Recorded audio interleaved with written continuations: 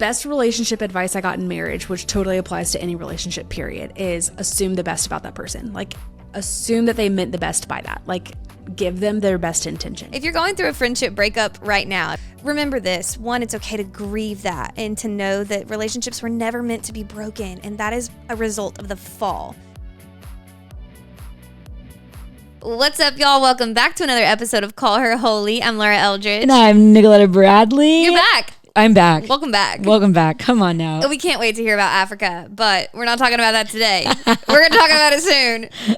We got an amazing guest on today who I actually don't know, so you introduce her. Gosh, okay, y'all. We've got Rachel in the house today. Not really in the house, but on the pod. Rachel, how are we doing, girl? I'm great. Would do anything to be sitting on that kitty couch with you guys. Oh, I mean, listen, the fact that you don't even need a last name, you're just Rachel. Oh, she's just Rachel. You are Rachel, girlfriend. I was going to say, Rachel Awtrey. Rachel Awtrey. Okay, since I don't know you, I know y'all have a connection. Yeah, how'd y'all meet? What's your love story? Oh my gosh, Rachel and I met. We went to this really fun retreat in Colorado called Young Guns. And hold on, hon. Call a what? Called Young Guns. No. How do you say Colorado? Colorado? Colorado? Colorado. Is it Colorado? No, it's Colorado. I feel like yes, thank you. I feel like people there say Colorado. So but California girl. It just feels wrong. I feel like maybe there's like a lingo with like California and Colorado. You know what I mean? Oh, wow. I can't hear you say it one more time. It's screeching my ears. I'm about to take my headphones. Man, I feel like it just immediately became 2-1 and I'm the one that brought Rachel on. But you know, it's cool. It's cool. It's cool. But you know, me, I met my girl Rach in the CO a couple months ago. Oh, we are rapping now. Here we go. But y'all, we met at this retreat called Young Guns, and it was so fun. And we just got the opportunity to get away for a few days with a lot of like 40 Christian women and just get to talk about ministry and get to do the things that are refreshing to people that are constantly on social media, constantly doing things like podcasts, writing books, all the things, and got to meet Rachel at lunch one day and just got to hear her story, hear that we have really similar missions. And I think my favorite thing about our love story is that when both of us posted each other on each other's stories, we got so many DMs from y'all going, oh my gosh, like two of my favorite women meeting. Yeah. The collab we needed. And so I just was like, dang, we have got to get Rachel on the pod. Would you add anything to that, Rachel? Anything else I missed? Other than the fact that it is so much fun to meet somebody else in the wild that does what you do. There's just like this underlying, no, that's real. Like, I get you. Like you could wink across a room and you're like, I feel so loved, so known. So I think we have like a kindred soul sister thing. And anyways, we're in like similar worlds and arenas. And I just feel like this is one of those relationships where you can just not say and no. And I love that. I so get that. And what I love about this, so Laura doesn't know Rachel at all, but y'all are both moms and married. Yeah. So bonding. I'm also about to insert myself into y'all's friendship and just kind of like invite myself to the sleepover. So now we're going to be best friends. Listen, as you should. We are exclusive around here. I'm like, the more the merrier. Yeah, no, I know. Honestly, okay, we're going to talk about friendships and stuff like that, but exclusivity is one of the nastiest things you can do. Have you had experience with that? Yeah. So fun context, just like a Spark Notes version, because I feel like context is key. People are like, might hear me say something and they're like, that doesn't apply. And it might not, but here's how it applied to me. Yeah. So I'm married to Thomas. We are 8 years in tomorrow, which is so wild. We have two littles. Hey, congrats. Thank you. Two little boys, 3 and 1, named Maddox and Oliver. And they are like so rowdy. We say tractors and chokeholds in our household right now. It is just hot mess express. We love it. It's amazing. Amazing. And my husband and I kind of had like a quarter life crisis, and we had been married for about 3 years and decided to change our life, like all of it from what we knew. We moved.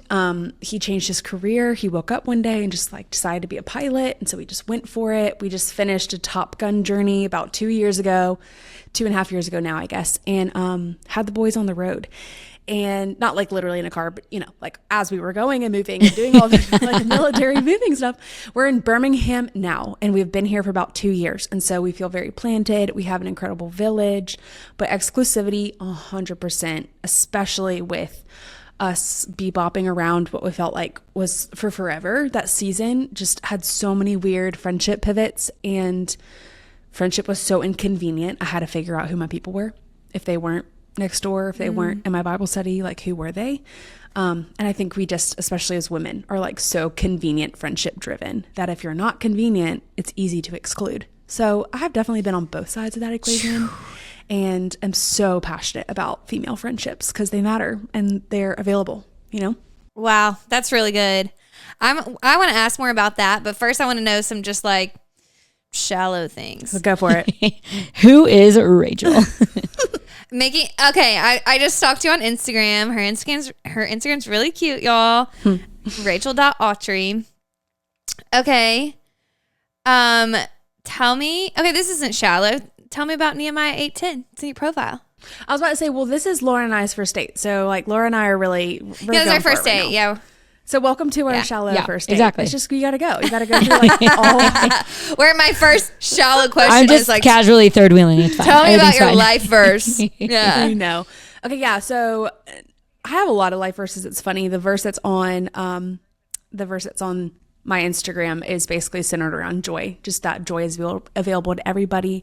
And that like where the Lord is, there is freedom and there is joy. And it's just so countercultural to what the world has to say. And then my other verse that actually I like kind of swap between the two that are on Instagram is 1 Thessalonians 2:8, which says, I was so delighted to not only share with you the gospel of God, but my life as well, because you've become so dear to me. So this idea of like, we can talk about God all day long. I'm happy to. But the transformation that you're going to see happen in my life is not going to come from me like quoting Bible scriptures. It's really going to come from me sharing how Jesus transformed who I used to be into who I am now. And so that's sharing your life. Anyways. So good. I love that. Rachel, will you tell us like a quick 2-minute story of how the Lord transformed your life? Yes. Like give us, like you're on a first day, you're not going super deep, you know what I mean? You're not going into all the trauma, but like what's your 2-minute testimony? Because I feel like I don't even know that and would love to know. All right, here we go. You ready? Buckle up. So, 2-minute testimony. I love. Grew up in a VeggieTales house, very vanilla. I had a few like weird things happen in my life. So real. My dad had a kidney transplant when I was in 2nd grade, but before then, we kind of had processed through what life would be like without my dad because he was really super sick. And I met Jesus, at least the concept of Jesus, in a hospital room. And he explained to me, you know, if I wasn't able to receive this kidney from my donor, I wouldn't be able to live life to the full. Similarly, you can't live life to the full too without having a transplant, but it's more of a soul transplant. So he explained this whole concept and I was like, got it. Cool. But my spiritual, cool. Love it. My spiritual, like actual formation through the gospel, not just my understanding of the gospel, totally had to happen without my dad present. And so interesting, hindsight being 2020, lived a pretty safe, like I said, vanilla life, was like student body vice president girl. I did sports, like whatever. I just did the whole thing. Yeah. My junior year of high school, lost my dad in a very random accident. And since then have been on more of a journey without a crutch, a spiritual crutch of what I had always known to be true and to be him. So my theology, which is like a big word for understanding of who God is, has just come from a lot of mentorship, wisdom, rock bottom moments that is more to the 2-minute story and whatever. We can go through that later, but kind of got to a point where I was like, if God's not real, then I don't know what else is, because all the things of this world that I've tried just like don't work and they're not filling me up. And so one hungover morning, I saw this Bible verse on the back of my door, because that's what college girls do in the South. You have Bible verses all over your dorm. Yeah. I saw where the Spirit of the Lord is, there is freedom, which is one of my favorites in Isaiah. And it just something like clicked in my whole body. It was like, it's not freedom that the world preaches that is alcohol, being able to do whatever with whoever, wherever it is. That's not freedom. That's bondage. And I'm ready for freedom. And so kind of just like took a chance, and I've never looked back. So, okay, for someone that might be new to listening to this podcast, what does it mean where the Spirit of the Lord, there is freedom? Yes. Oh, so good. And it's going to be one of those things that's really tricky to explain. Well, it's not easy. It's not hard to explain. I think it's going to be hard to understand. It's sort of like trying to describe chocolate cake. You're like, it's rich, it's a flavor and blah, blah. But unless you've ever understood the flavor of chocolate, you're like not going to get what I get, You're not going to catch my catch. And so I'm going to do my best to explain, but my challenge to whoever might be curious about this is just to kind of go all in and try to figure out what is it that you're trying to find freedom from. So let me start out by saying this idea of where the Spirit of the Lord is, there's freedom, means that we are only ever going to experience freedom from what holds us back or we feel like is hindering us from living our best life, for lack of better terms, or an abundant life, is placed in a lot of things that we think is what it's going to be, right? So like a lot of girls, including myself, we like maybe have dated around because we're like, I'm going to find freedom from cultural norms or like the pressure to find my soulmate by just like bebopping around and being told who I am through other guys. Maybe your freedom looks like wanting to party whenever, not have to worry about tomorrow, numbing out right now, and that makes you feel free. And it might for like literally one night or one afternoon or one moment, and then you wake up and you're like, oh, with the decisions or literally the physical fatigue that comes after making some of these decisions, and you realize I need to do it again in order to get free from what I just signed myself up for. Anyway, so this idea of where the Spirit of the Lord is, there is freedom, is this bigger concept that is like, I'm only ever going to find freedom from the things that actually set me free by finding freedom in Jesus. And Jesus has offered us the key to a jail cell that we're all sitting in. And that's one half of the equation. But I also feel like, and this is just something I feel like I need to say, there's a lot of girls listening that maybe you've asked Jesus to unlock your jail cell and he has, but you're still sitting in it calling yourself a prisoner. And I want to invite those girls to like get up and get out too. And that abundant life is for you. So it's not just about freedom. It's also about obedience and like walking out what he set you free from. And so it's a 2-part thing. It's a yes, God can. And then also, but you also have to,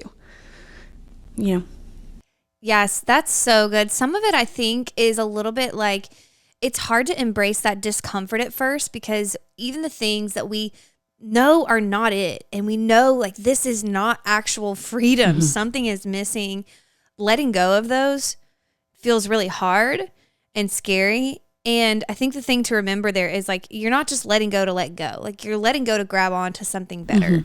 And it's like fake freedom versus true freedom. There's going to be that like, I'm letting go of these crutches, these things that are keeping me in this jail cell, so that I can grab on to something better, knowing God's going to carry me through that like scary, right? This feels uncomfortable, and creating a new normal to like experience that freedom. Yeah. But I think it's so hard because also it's like, okay, I get it. Like Jesus is where there's joy. Jesus is where there's freedom, but I can't taste it. I can't touch it, and I can't feel it. And so I think that that's really where I feel for that girl. Even, in our own life, it's so easy to turn to other things outside of the Lord. So Rachel, what would you say to the girl that maybe is sitting in the jail cell still, that like knows Jesus, loves Jesus, knows the right answers, but still feel like is sitting in captivity even though the door is wide open? And let's give some examples too. Yeah, no. I guess it's like I don't know what examples come masturbation, for example. A lot of people feel like they're imprisoned to masturbation. I can't stop. Some people feel like I can't get out of this relationship because this might be my only hope for marriage, and this guy actually doesn't really love Jesus. I think another like imprisonment is like food. You talk about a lot, or the list goes on and on and on. What are some examples y'all can think of that might hit people right now? Yeah, or even I'm thinking maybe ones that are total heart checks for the performative girls, like. Maybe I'm just going to say yes to this next career move because it's what everybody expects me to do, when maybe you feel really called to ministry or you feel called to change something completely. This could also be for the girl that only knows her friends that decide to go out on Thursday, Friday, Saturday nights, and she doesn't know what she's going to do, how she's going to fill her time or be entertained if she chooses to, embrace different friendships that she knows would be more life-giving. So, this can be so many different types of things. And honestly, I'm going to say it, like we all have something we're sitting in the jail cell for. Like the goal is not perfection. The goal is every day waking up and taking an inventory of where we woke up in. Did we wake up in a jail cell? All right, we might need to do some work today. Or did we wake up outside of a jail cell, and we can celebrate what that looks like and maybe go pursue our friends that are still in their jail cell. So practically getting out of this, I think honestly goes back to our friendship conversation, like just an idea of what's hidden can't be healed. If you're walking in something and no one knows how you feel other than yourself and what's between your two ears, like it's borderline impossible to get out of it. You have no one keeping you accountable. You have no wisdom for your hardest days. You don't have any practical next steps because you're you can't will yourself out of something that you're currently stuck into. Someone I like really love reading his books specifically for family stuff. So Laura, if you haven't listened, or yeah, tell me. Justin Whitmore Early, he's written several books, but one of them that he wrote is called Habits of the Household. It's all this big idea about habits. But one of the things he said has truly changed my life for so many different like aspects. He said, you can't think your way out of anything that you didn't think your way into. So like you can't be sitting in a jail cell and just be like, I want to get out, I want to get out, I want to get out, and like tap your toes 3 times like Dorothy, and then like all of a sudden be in a different space. You have to like literally get your booty off the floor, shuffle out, or ask someone, can you drag me out of here? I don't have the strength to get up. Either way, like it's going to take some work. So let's say you're not in a space where it's easy to give up whatever's keeping you in there. I think it's time to get loud and rowdy about what it is that's keeping you there. It's the only way to get out. That's good. An example I'm thinking of that I feel like is so relevant to girls today is like comparison, insecurity, and it's like taking those first next steps. And I love that you just said like getting rowdy about it, like raising the flag of like, I need help. Mm-hmm. Whether that's I'm deleting all my social media. What else would you guys suggest that I do just to start taking steps towards finding that freedom? So I'm going to like bring up a fun analogy, because I feel like I wouldn't be Thomas's wife if I didn't mention aviation, because that's what he does now. So this idea of like Thomas flying, they fly with GPS, really super cool, but they don't put in an address like you would if you were using Google Maps or like Apple Maps or whatever, or Waze. But they put in like coordinates, and the coordinates are made up of degrees and blah, blah, blah. So if you're like 1 degree off in your navigation, it's no big deal at first. But like the further and further and further away you go, the further away you get if you're not at the right space. So that can sound really depressing, because some people are like, oh my gosh, like I'm 1 degree off, and so I'm going to end up so much further away from what I desire my life to look like. But I also want to fight the battle for the other side of that. That is, even if maybe you're way off, it only takes 1 degree change to get closer to where you need to be. And so for someone that hears like, oh, I need to delete social media, or I need to just like unfriend all my people, or like, you know, ghost my friends because they're not good for me, or I need to like pick up the Bible and read it through in a whole year. Maybe, but maybe it looks so much more like practical, 1 degree driven than 180 degree flip, as far as like your practical things that you're stepping out every day. Because if you're anything like me, if you wake up and you don't read your Bible, if you wake up and you do relapse, if you wake up and you do text the guy that you were never supposed to see again, you're going to feel like failure. And especially if you're doing it alone, it's going to be easier to hop back in the jail cell because you feel like that's where you belong. But if you do it like 1 degree at a time, it's just easier to have more compassion and grace for yourself. So also for the girls listening, hear me say 1 degree is perfectly fine. And all God's asking you for is like a yes, a simple yes every day, every moment. Sometimes we say no because we're human. But if you can just say like, yeah, 1 degree, the difference you'd make over a year, like totally different, you know? That's so good. Nicoletta actually threw a question box up to let people ask you questions. And one that I saw on there was, what would you tell the girl who feels like a failure every single day? Wow. That is really hard. I said this recently, but it's the same, but like, I post this on my Instagram too. But I wish I could just like drive us home every day. You never get a break from you.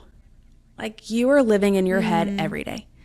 What happens between your 2 ears, like we said earlier, is like, you know what happens there. You know the things you say to yourself. It's a scary place to be. It can be a scary place to be. But what if you were like one of your biggest advocates? Like, what if you messed up and instead of like slapping yourself in the face, you know, metaphorically, you had compassion on who she is and almost like separating you from you. So one of my friends, Shay, I was talking to her in a conversation one time and I said something and she was like, say that again. And I said it again. She goes, don't talk about my friend like that. And I was talking about something about me. I said, you know, I don't remember what I was talking. Maybe I was talking about my body. And she was like, don't talk about my friend like that. Mm-hmm. And she separated me from me. And I think so many times like we have to do that for ourselves too, especially if we always see ourselves as a failure. I'm like, just separate you from you. So that could look like you say something, you text someone, you do something, and the first thing you have for yourself is compassion and you go to prayer. Instead of beating yourself up and being like, why did I do that? Blah, blah, and you spiral. So for the person that always feels like a failure, I'd say like find people that can speak life into your life and almost give you a script to borrow for yourself on your hardest days. That's a big one. But I feel like I could talk about this for like 45 minutes. So stop me. Like, that's good. Well, word vomit. No, it's really good. Thanks for sharing that. No, I love that, Rachel. And I feel like, especially talking to a girl who lives in the ditch of failure all the time, like that is the lie the enemy gets me at the most, is that you are a failure. And man, like I could go on and on about like every single area that he gets me in that. But I think that I love how you mentioned friendships and how like you need these friendships to pull you out of the jail cell. And I love that I feel like even knowing you for the short time at the retreat, like you are a good friend and you are someone that is loyal. You are committed. You are the ultimate cheerleader. Like I just walked away from that retreat being like, man, Rachel's just a good one. Like I can't wait to get to know her more. Like I just feel like you're a yes girl, which is really fun. And I think something that me and Laura talk a lot about, especially on this podcast, is that we want to be Christian women in this space of in social media and podcasting that is just a inclusive environment. Like I think that, and I'm sure you understand this, like especially just, I don't know, platforms, and it's competitive. And me and Laura pray continually, like we will not be that. Mm-hmm. We will have an open door invitation. We will never, Lord protect us. Lord protect us from this, because it's like we want to hype anyone up, whether you've got 1 trillion followers or one. Mm-hmm. And so we've always been those girls of like, man, you want something supported, like how can we help you? Yeah. And I feel like I saw that in you. And so I have so many different questions for you. Okay, tell me this first. How did you become that girl? Because I think that has come from a place of what me and Laura have talked about. Like, I know for me, mine more so actually comes from a place of I was that girl in high school. And so when the Lord really grabbed a hold of my heart in college, and from college until now, my motivation of inclusivity is I will not be high school Nicoletta, because I was the girl that excluded. But I feel like your story, Laura, is maybe you were on the other side of that and you want to be different. Would you agree with that statement? Yeah. I always, for whatever reason, had for starters, I loved the Lord so incredibly much. And God, I think, just gave me a compassion for people who are different. And then on top of that, I was always like kind of put in positions of that others would see, I guess, as like leadership or higher. And so it was this opportunity to say, not just say like, yeah, I'm going to go sit with the weird kid at lunch, but what are you guys doing? Like, because you say that you're Christians and you're being so rude to people who are needy, you know what I mean? And what you didn't know about this guy is that after 2 weeks of me sitting silent face to face with him and him not saying a word, and I just kept showing up at lunch every day, is that I learned that he's in a foster care, or that he's in the foster system and has been tossed around from home to home and has never had safety. And he smells the way that he does because his house doesn't have running water currently. And you're making fun of him. You know what I mean? So I think that I've always been passionate about that, because I'm like, I think God is just in his kindness and in his grace giving me a compassion for the people that I'm like, there's a story there. Like that's a person, you know? And so are you. And so I can have compassion on you who is trying to be cool and trying to fit in and so insecure that you need to not do anything that's going to rock the boat because you are terrified of these people not liking you. So And I think also, I mean, we've had moments where it's like within this space of podcasting and ministry, it can be competitive and exclusive. And I know that you said you felt that in motherhood, just like feeling unseen. And so we desperately never want anyone to feel unseen in our space or whatever. But Rachel, where did that come from you? Like, what's your background with that? Obviously moving around all the things, but I noticed that about you immediately when I met you. So kind. Wow. Thank you. It's funny because as you guys were talking through this, I was trying to figure out like where was the root, like where did it start?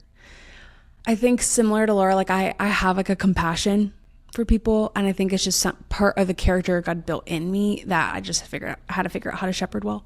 But like, so my little brother has special needs.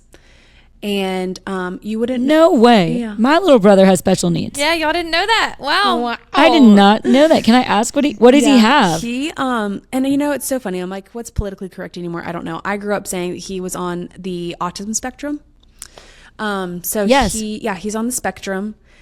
And I think if you'd met him, you wouldn't, that's like the great and hard part about being on the spectrum is there's no physicality about it. It's all internally that you would see different.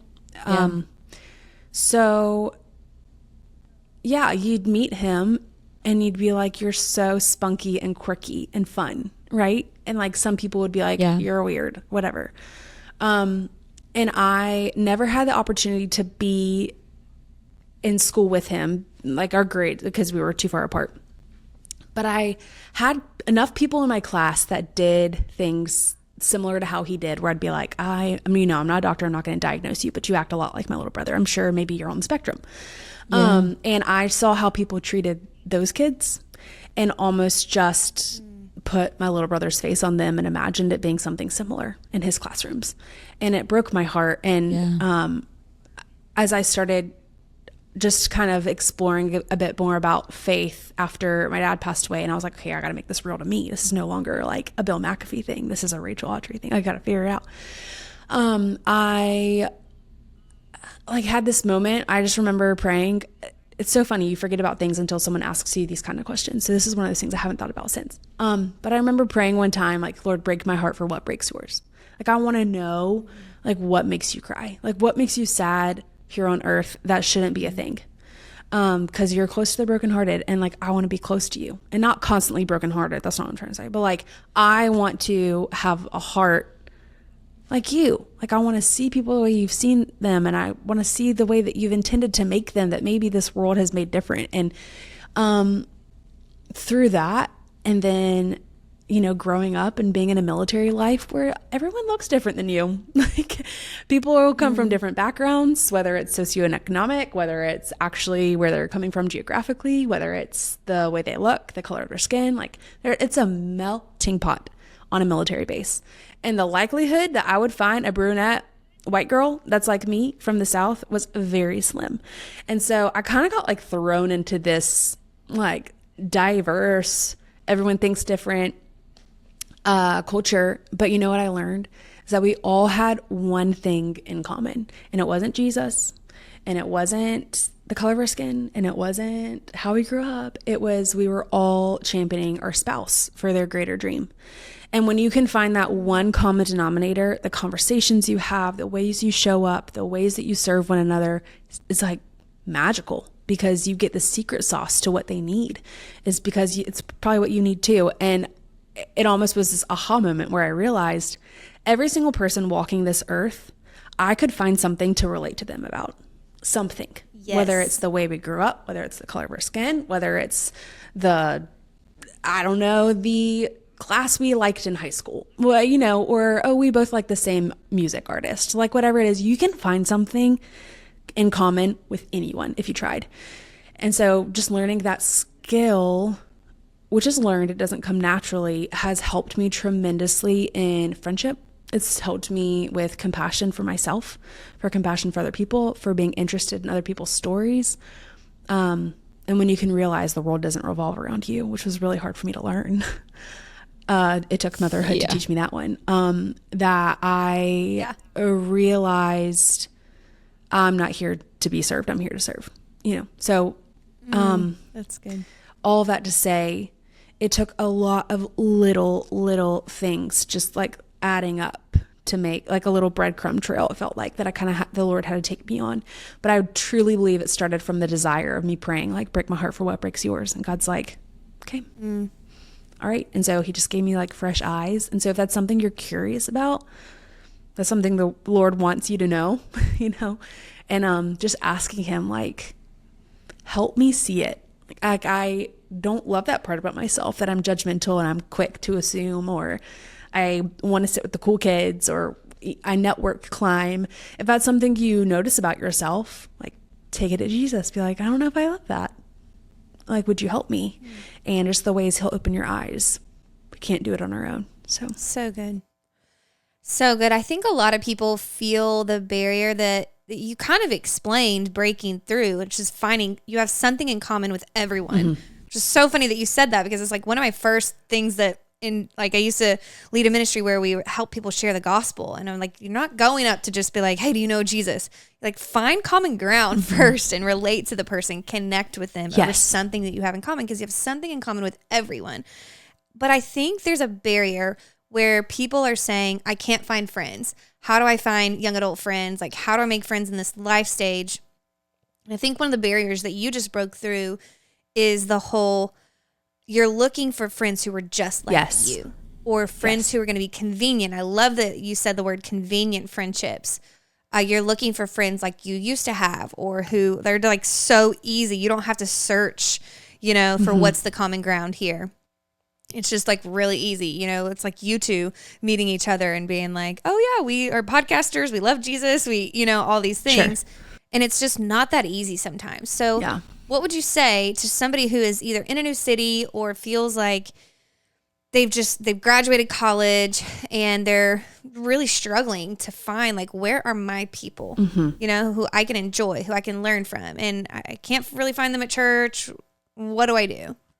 I love it. I love this one. Because it's going to be like it might be a little spicy. Can I go there? Like, okay. Yes, we love spicy. Come on, girl. Okay, like, maybe you're being a brat. Maybe you're in your own way. Maybe you have a friendship rubric that is just a unicorn, and good luck finding it. She might exist, but it might take 25 years, and I don't want it to have to take you 25 years. I have friends that, are in a different season of life than me. And I'm not bragging. This is not me being like, I'm an expert and I got this right, because I still have friendship drum. Okay, that's still me too. But I am like here on the other side of taking the risk. And so this is almost my like charge to be like, in case you needed proof, here's your evidence. I have friends that are single that stop by my house unannounced. I have friends that have my location that show up at restaurants when me and my family are there that just want some company. I have friends that, you know, if I'm up in the middle of the night, like I was last night with my little boy who was having a bad dream, like I have friends that come to my mind because I've come to theirs, and they text me at 3 a.m. to be like, hey mama, you're not the only lamp on tonight. Like, I'm thinking about you. Like, it's those kind of friendships that exist. And I think those are all the friendships that we crave. And before, it's so funny, like, our friends are probably our friends in our neighborhood, probably our friends on the soccer team with us, probably the friends in our science class, or that we're dating our boyfriend's friend. Or then you get to college and you're like, they're probably going to be in your sorority chapter. They're probably going to be on your dorm hall. Probably going to be your apartment neighbor. Like, those are just, it's like easy. It's set up for you. And then you get like kicked out into adulthood and you're like, good luck, have fun. And I think we all still have the same expectation. Figure it out. Yeah, right? Like, peace and blessings. But I think that we have to let go of what our friends should look like, be like, act like, do, in order to find the friends we need now. So, and like, people are like, how do you do that? Great question. You got to make a fool of yourself, and you have to stop being a brat. It looks like bringing brownies. I'm talking $1.69 Duncan Hines box mix brownies that you mix together with eggs and oil, and you bake it and you take it to your neighbor's house. And you're like, hey, I'm Rachel. I just moved in. Or being attentive, being a noticer. One of my friends, Shay, I talked about her earlier, says this so well, like, be a noticer about people. Maybe you live in a neighborhood and you see a mom and she's pushing a stroller, and it's like every day at 1:00. If she's like me, she's got a rhythm. Every day at 1:00, she goes on the walk. And if you work from home and you're looking out your window and you see her every day at 1:00, How about tomorrow you're in your front yard at 1:00, and you say, hey, like, I'm so-and-so, I noticed you walk. Like, you have, and people are like, that's so embarrassing, I don't know if I can do that. And I'm like, then don't expect to have friends. I'm sorry, but like, you have to put in some effort. There's going to be a return on investment, like anything in life. But like, in order to get a return on your investment, you have to invest. You have to like put something in there. Yeah. And that's like so many, even if you like want to take this back to the Bible, there like so many of the stories of miracles that Jesus did. He could, and he did, whip something out of nothing. But most times he asked people to show them their faith. They had to like bring their bodies to him. They had to bring the fish and bread to him. They had to bring the water to be turned into wine to him. And so my question is like, what are you bringing? Like, are you showing up? Are you asking for help? Are you making the brownies? And it's not like a performance thing. And I'm not telling you A plus B will definitely yield C, but it'll like work the muscle of being a noticer, of being kind, of serving other people, to where it'll become natural and you'll become the person that people are like, I think I like being around her. And becoming friends with people will kind of just like start to happen weirdly. So, but if you're a recluse and you're inside and you work from home and you don't really do anything but like close your laptop, go work out and come back home, I don't know if you're going to find friends. And I wish I could like shake all of my like cutie post-grad girls that I loved have over at my house. I'm like, it doesn't just like happen. But here's what I will say. Last thing is that everyone is just as lonely as you are. Like, everyone wants friendship like you do. I don't know if I've met anyone that if I boldly ask them, because I've done this before, like, do you want to be my friend? That they've said no. We've at least tried it out. Yeah. Because everyone wants to be seen. Everyone wants to be known. Everyone wants to be understood. So again, like, if you find something that connects you guys, that you have as a common denominator, go with it.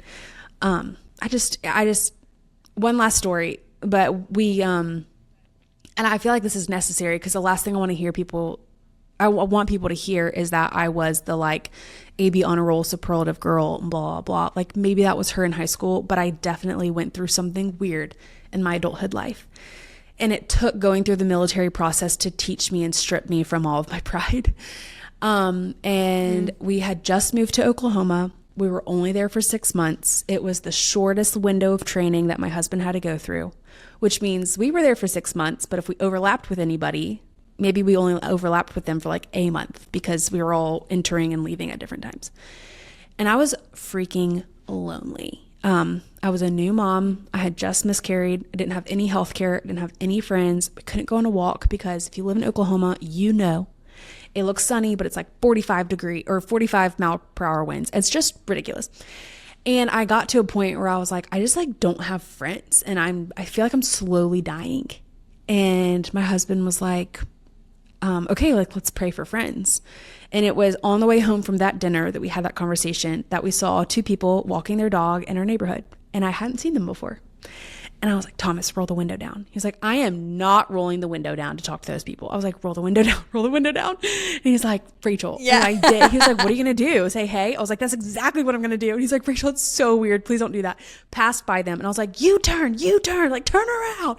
And he ended up U-turning. So like, imagine these people like seeing these people arguing in a truck, passing by them, U-turning, coming back to them.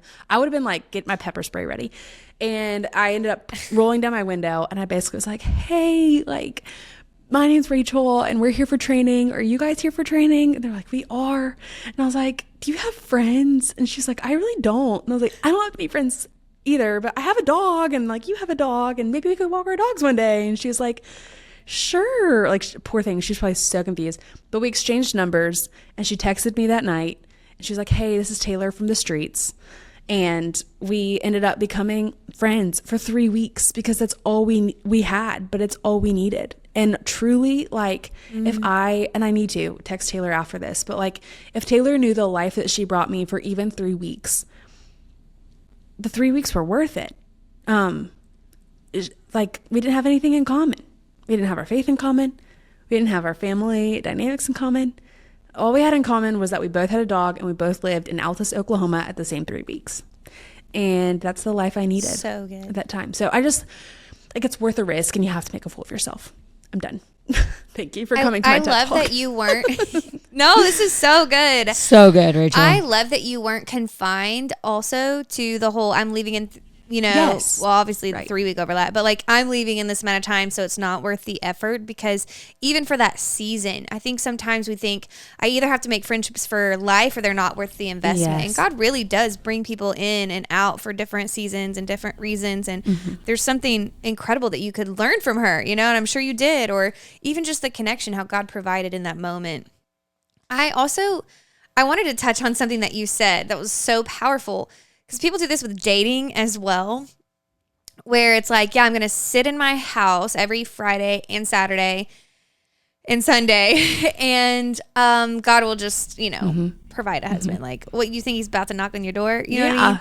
You could marry the pizza guy, I guess, but he might already be married. So your odds aren't great. But I love that you showed an example of pursuit, of radical pursuit. And I think a lot of us in college, some people had friends who always rallied other people, and you were like the tag along, or your roommates were doing that. And so you always had people over, always had these natural friendships, and you never really had to exercise the muscle of pursuing people, Right.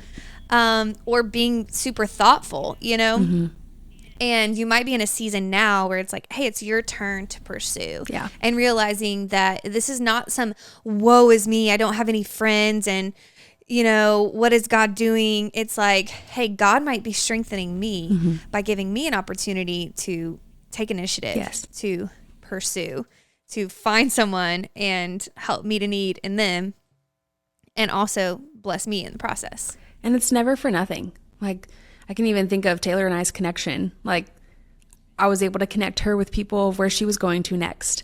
And I was able to be connected with people I was going to next. So, like, there's always something. And it's not about what can you get out of it. But in case you needed, like I said, the evidence. Like, nothing's in vain. You learn something new. Yeah. You have a new perspective on something. You gain compassion. Or you get something physical. Like, that friend led you to your next friend.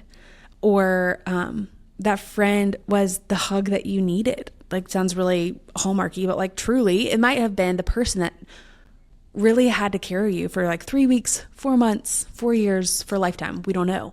And I love that. I want to speak to the person that thinks like it's all in or nothing. That's so not true. Like, I have friends that, I dropped off some sour gummy worms on one of my friends' front porch recently because I haven't seen you in forever, but I love you. And we're both in the trenches of motherhood, so we have grace for each other, right? But that was like my little way of like nudging her and saying, I'm here, like, I see you, and you're on my way to work. So like, I'm just going to do this. And I have friends that are single, and so their availability looks completely different than mine. And like my friend Carla and I've never been over to her house for dinner, but she has only ever come over to mine, and she doesn't hold it against me. She knows it's kind of where I'm at in life right now. And so I think that we have to be able to ebb and flow and not take things so personally if we don't hear from a friend, or we, I just think we have to stop assuming and communicate and even apologize, which is like, of course, people are going to hear me talk and be like, oh, duh. And I'm like, I know, but we just forget to do it. To be like, hey, it's a really busy week and I'm thinking about you. Texting her that instead of actually just thinking about her and moving on with your day. I don't know. Like, I just think that sometimes we overcomplicate it and it paralyzes us. And when we stop and do the silly, frivolous things, it means more than people know, and it adds up really quickly. So I just want people to hear it's not all in or nothing. Like I said, it's a 1 degree thing. Like, it is just one little small decision at a time. Dang, I love that. I think it reminds me a lot. So when I was a spin instructor, I had like 55 people in my class, and it was just like dark. And I would always challenge women at the end of some of my classes, like, hey, is there a girl in this class that seems like someone that you'd want to be friends with? Ask her to coffee. That's right. Like, literally, y'all are assigned seats. Like, you pick the same seat every time you come to class. Instead of just saying hi to someone and giving them a high five when I force you to, like, engage. Ask them good questions. Ask them to go to coffee. If there's a girl on Instagram that seems really cool, DM her. Yes. Ask her to get coffee. Yes. And I think also, don't be so drawn to the quote unquote cool girl. Mm-hmm. Like, I think it's so easy to be like, well, no, I want to get coffee with only that girl, or I want to be friends with that girl in my sorority. Okay, sure, maybe, but also challenging yourself and asking why. Like, why do I want to be this person's friends? Why do I want to be pursue her to get a coffee date with her? And I think checking your motives is very important, because I think I hear a lot of girls be like, man, but she's the most popular girl, or she's always surrounded by the boys. And it's like, man, that's not why Jesus pursued his disciples. Right. He didn't pick the coolest guys on the shore and go like, hey, come follow me. And I also love that picture too, is that we see that Jesus did a simple invitation and these men came running. And how we often don't realize that there are people that would run towards your invitation, that would run towards a simple, like, come to coffee with me. They wouldn't even hesitate. Yet we live in this social media world where we are so used to texting. We're so attracted to our phones. We'd rather sit at home and watch Netflix than put ourselves in an uncomfortable situation and maybe go eat dinner alone. And you don't know what's going to happen by going to a coffee shop and working at a coffee shop rather than opening your laptop at home. It's so funny when I work, my job is so all over the place, but a lot of times I realize if I go to a coffee shop for 2 weeks at a time, when it's like an admin heavy work week, I will see the same people at the coffee shop over and over and over again. And it's like, man, pick a coffee shop for a season, go to it, stay there for the same hours, right, and just see what the Lord does. And I think another really cool tip is pray for the Lord to give you eyes to see the person he wants you to pursue rather than the person that you think you should.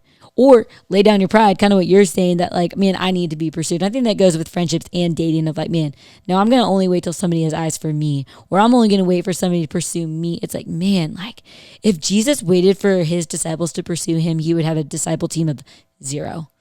You know what I mean? But instead he initiated. And if we're supposed to be like Christ, if we're supposed to follow in Christ's example, man, read the Gospels and you will see what it looks like to be an intentional friend, an intentional pursuer of people.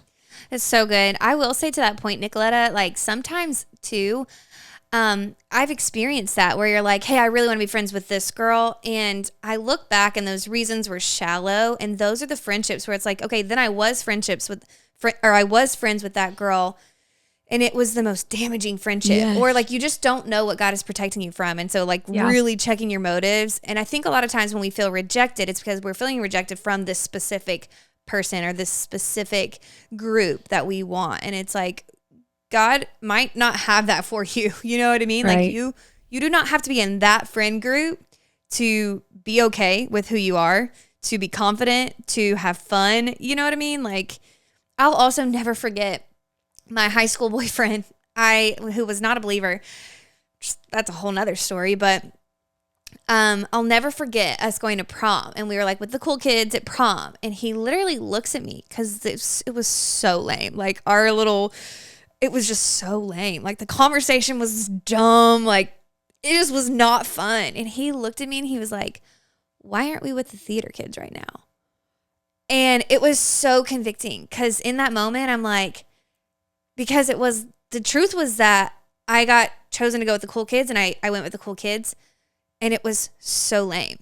And the theater kids were always so much fun. You know what I mean? Sure, they're a little bit different, but like he literally just called me out. Like basically, why aren't we with these people who are like so much more fun and you spend more time with because you're in theater right now? And yeah.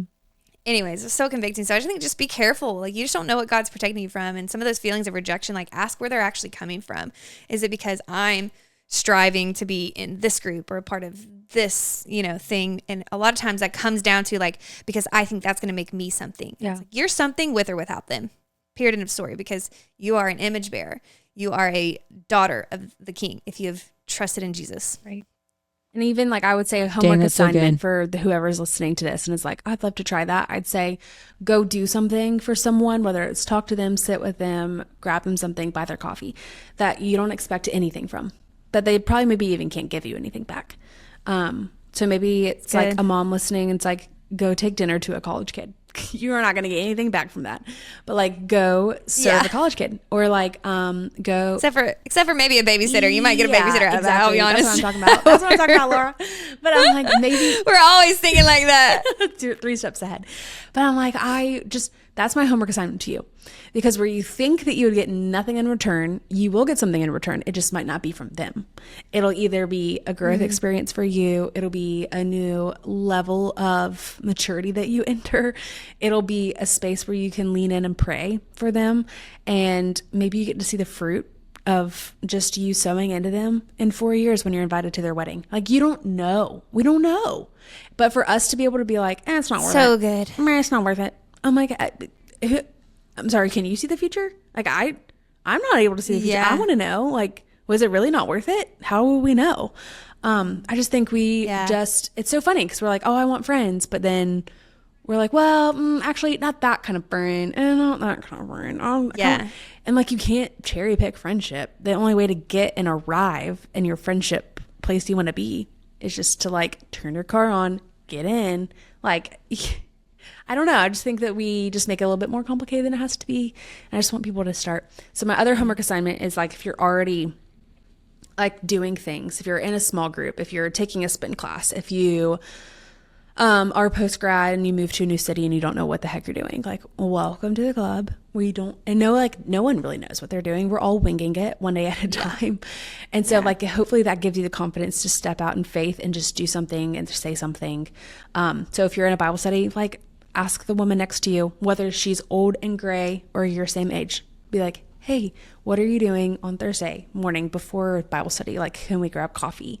I also can't say enough about my multi-generational friends. Like, I have some older women in my life that I'm like, whoa, if Denise was not a part of my life, who knows what it would be like right now. Totally. She's my friend. And anyways, I just, again, like, take the next step in whatever it is. If it's a spin class, compliment a girl on her matching set. Ask her where she got it from. Like, take a little step. The 1 degree. And eventually you'll build up enough proof for yourself that you're like, oh, I can do this. It's easy. It's just courage, you know? While we're on the topic of friendships and before we really wrap up, I want to ask one last question unless you have some more, Nicoletta. Go for it, girl. There really is also a culture of just like friendship breakups. So like, can we end there talking about, it's basically people I think don't realize, hey, you're training yourself for divorce and unhealthy relationships when the first sign of conflict or something hard, you just peace out. You're like, you're not worth being my friend anymore, or I'm gonna start hanging out with this other group now. And then so I think this question is a little bit twofold of like, what do you like, let's talk to the girl who's used to bouncing all the time from friendship to friendship, and not experiencing the fruit from longevity and conflict resolution and all the good stuff that comes after that. And then let's address the girl who feels like she's gone through a friend breakup and is like really struggling because it wasn't really her choice. Really good. Also very complicated because there's so many different reasons. Yeah, I'm throwing a lot at you. This is so good. No. I love this because there's so many different reasons why friendship breakups can happen. So let's talk about a healthy friendship breakup first. A healthy friendship breakup would be because you might be friends with somebody who is really hurtful. I'm not talking like they hurt your feelings. I'm talking like no, truly, they are not protecting your name in rooms that they're in that you're not. These are friends that might be going through a crisis and not seeking out healing, and so hurting people hurt people, and they're saying things or doing things that are really toxic. This is going to be people that you just back away slowly from. And honestly, I don't even think it takes a hard conversation. I've had a few of those where I'm like, I love you and I'm like cheering you on and I hope I'm a part of your life one day, but like, it's not going to be today anymore. And I've had to walk away from those. And if you want to talk more about, Rachel, why'd you break up with this friend? Hop in my DMs, happy to chat. But let's talk about like an unnecessary reason to leave a friendship is because they hurt your feelings once. Because there's not really a habit. It just was like something was said and you don't have the courage and boldness to say that hurt my feelings. This is like so much easier said than done. So I also want to have so much grace for the people that are listening. Yeah. Because I'm also not saying that this is easy. This takes a lot of boldness to say, hey, and even saying, this takes a lot of boldness for me because the last thing I want to do is like hurt you, but I value our friendship. And you said something the other day that I just can't shake. And I think it's worth bringing to your attention because I do see us being friends for the long haul. And if we are, I just want you to like know a little bit more about me and like what is hurtful for me that might not be hurtful for other people. But the other day when you said XYZ, it made me feel like we weren't as safe as I want to be. And I just needed you to know. And I'm not holding it against you. And there's no pressure to like apologize and make this right. But I just wanted to take the first step to say, I kind of hurt my feelings. And I didn't love that. But I want to pursue a friendship with you. And you just deserve to know. Like easy. You're not blaming them. You're not shaming them. You're not expecting an apology from them. So I think that we just have to be bold to be like, that hurt. But I also think we have to be okay to receive when we've hurt somebody else. So let's say you hurt someone's feelings and they did not take the approach to come to you and they're just like ghosting you or whatever. I think also this is two-sided, but also being the friend, and I've had to be this recently where I text them and I say, I just miss you. Like, I really want to hang out with you soon. And I just have this really weird feeling that I probably said something or did something. And if I didn't, like, let me know. But if I did, I really want to know because I want to know how to best love you and apologize if I need to. So like, would you be bold and tell me if I did something? And they could be like, oh no, like throw the ball in their side of the court. Be like, did I do something? And if they're like, oh no, girl, don't worry about it. You're like, okay, cool. I'm not going to worry about it. I'm going to move on. Or if they say, actually, yeah, like you hung out with so-and-so and I wasn't invited and that sucked. And you could be like, dang, like I totally did not mean to exclude you. That was not on purpose. And I'll be more, thoughtful next time I hang out, whatever. But like, we just kind of as girls assume that everybody knows how we feel and we just forget to communicate. Yeah. Which leads to friendship breakup. Cause you're like, meh, like trash it, crumple it up. I'll try again on the next try. So I just think that the best relationships are going to be the ones that we can be undone in front of. Those are the ones that can come over to my house and the laundry can be put on the couch and like my kids could be running around with Cheeto fingers and I feel known by them. And I could say something like off the cuff because I'm stressed out or whatever, and they could come to me. I want that kind of friendship for all of us. And that friendship cannot exist if we just, one strike, you're out. So I think it just takes communication. Easier said than done, like I said, but it just does. Gosh, and I think that really does. Man, I just kept thinking about how Jesus responds to us when we sin. Like he literally gives us chance after chance after chance. Like the possibilities, the chances are endless. And once again, kind of going back to like, man, we are built to reflect Christ. Yeah. Like we are called to turn the other cheek. And I'm so grateful for the friendships that I've fought for. I mean, me and Laura, Call Her Holy we wouldn't be on this interview if it weren't for hard conversations with you and I. Like we have a deeper and sweeter friendship. Like that is how marriages are sweet and they are thriving, is because they actually are talking about the hard things. And yeah, it's unfortunate, it's uncomfortable, but like good relationships fight hard. And so just want to encourage the girl that maybe you're not confrontational.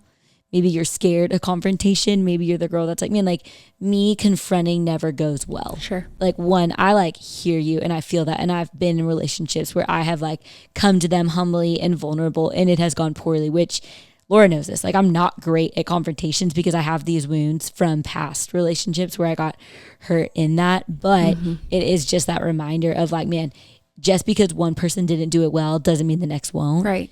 And ultimately, like we have a heavenly Father that we get to replicate. We have a heavenly Father that gives us chance after chance after chance. Yeah. And I don't know, that just really, I don't even know. I was reflecting on the verse. I can't remember what it is right now, but we forgive because we've been forgiven. And it's just that picture of like, man, we've been forgiven from like the worst of the worst. And if we are forgiven from the worst of the worst, like we can forgive also a friend that has hurt us. Yeah. And to like, this is so good, y'all. I'm like, I have to say one more thing. Yeah, I swear, will be like 30 seconds. Go girl. So the best relationship advice I got in marriage, which totally applies to any relationship period, is assume the best about that person. Like assume that they meant the best by that. Like give them their best intention. Like, okay, when Thomas said that, he didn't like that outfit. I'm going to assume that he was not talking about my body. He was talking about the garments I was wearing. And I believe that he has the best intentions for me. And so I'm gonna give him benefit of the doubt. I'm gonna take it back to him, be like, okay, so you deserve to know that, like, when you said that about my outfit, I all of a sudden, like, got into an insecurity spiral and didn't love that. So, like, now I need all the affirmation tonight. And he's like, great, cool. Now, like, now we know, right? And it ended in a funny giggle and him being like, girl, you look so good, like, all night long. Versus me being like, he hurt my feelings. He's talking about my body. Well, and he wasn't, you know? So it's just like every time you have a weird situation with a friend in any kind of relationship, you have two options. And choosing the higher road to be like, I believe the best about this person and I believe that they believe the best about me. They deserve to know how I feel. I'm going to throw it at them, see what they have to say. And if they're like, actually, like, let them be that person, you know? And then you can sort it out. But you'll never know if you never know. So you just got to let them. I don't know how you feel. So good. I wish we could just keep hearing all the things from you. So our cameras are literally have overheated like 500 times. So our poor videographer is running around turning ones on and off. Some of you guys have donated to our camera fund. Thank you so much. We're really, really grateful. You can jump in on the train, Venmo at Call Her Holy. If you're going through a friendship breakup right now, if somebody has chosen not to be your friend and you've tried to make peace with them as far as it depends on you, like the scriptures say, you've tried to reconcile and they're just not having it. Remember this. One, it's okay to grieve that and to know that relationships were never meant to be broken. And that is a result of the fall, and that God can redeem things in ways that you would never imagine. He's close to you. The second thing I would say is